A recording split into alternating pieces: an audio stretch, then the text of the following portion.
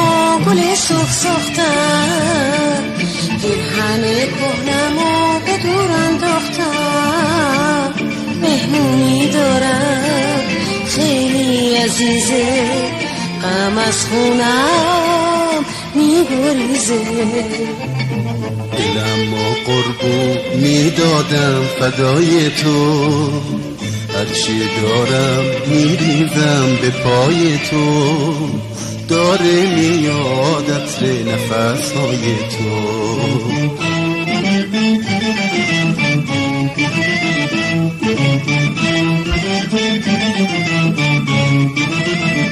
هر یک ساعت یک روزه بدای انتظاری، چشم تو روشن عشقمون شد بیقراری.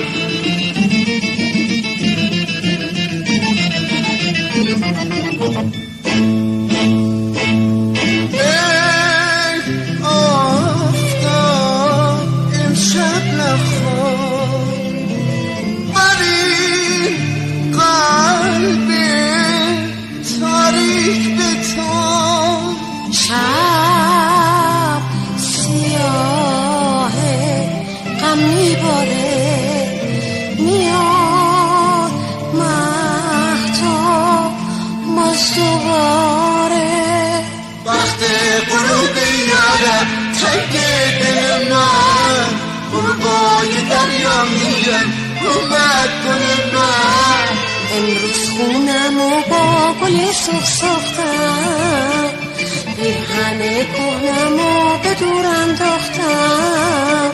مهمونی دارم خیلی عزیزه، غم از خونم میگریزه.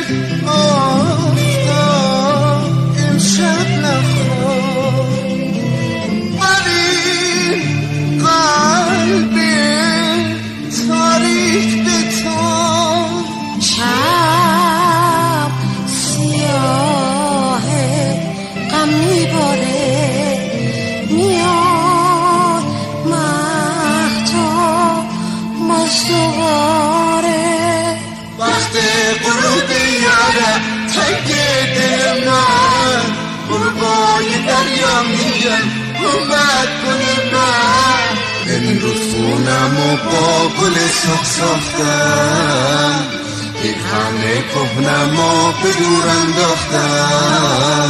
مهمونی دارم خیلی عزیزه، غم از خونم میگریزه.